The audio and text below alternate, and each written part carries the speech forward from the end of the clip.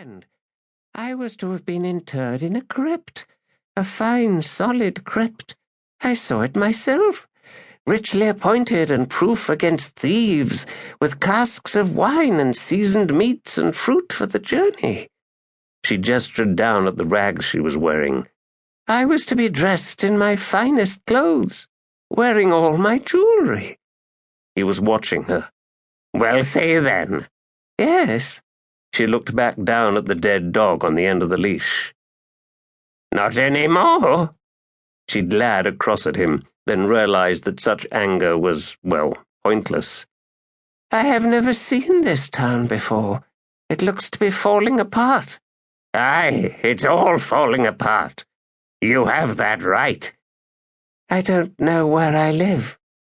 Oh, that sounds odd, doesn't it? She looked round again.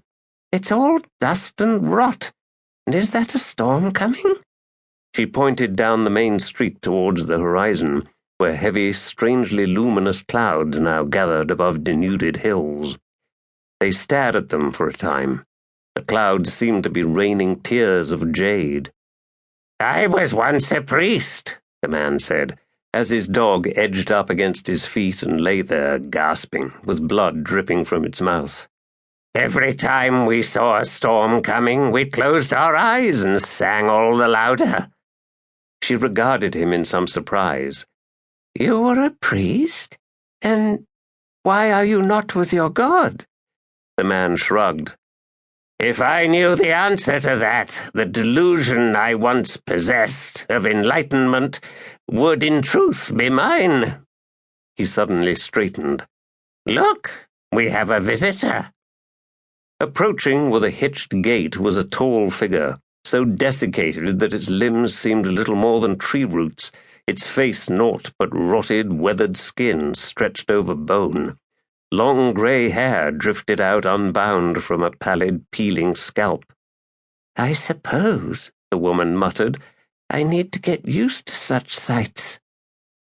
Her companion said nothing, and they both watched as the gaunt, limping creature staggered past, and as they turned to follow its progress they saw another stranger, cloaked in frayed dark grey, hooded, of a height to match the other. Neither seemed to take note of their audience, as the hooded one said, Edgewalker.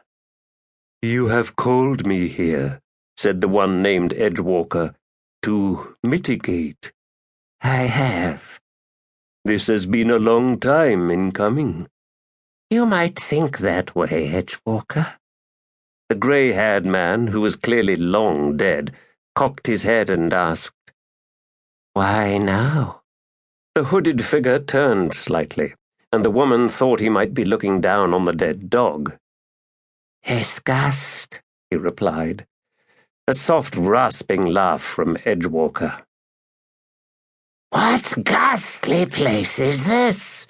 Hissed a new voice, and the woman saw a shape, no more than a smeared blur of shadows, whisper out from an alley, though he seemed to be hobbling on a cane, and all at once there were huge beasts, 2, 4, 5, padding out around the newcomer. A grunt from the priest beside the woman. Hounds of shadow! Could my God but witness this? Perhaps it does, through your eyes. Oh, I doubt that. Edgewalker and his hooded companion watched the shadowy form approach. Short, wavering, then growing more solid.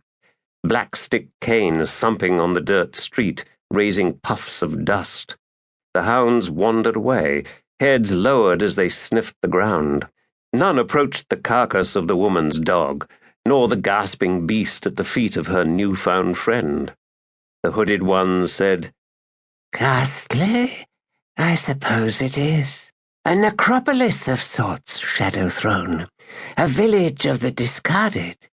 Both timeless and, yes, useless. Such places, he continued, are ubiquitous. Speak for yourself, said Shadow Throne. Look at us, waiting, waiting. Oh, if I were one for decorum and propriety. A sudden giggle. If any of us were. All at once the hounds returned, hackles raised.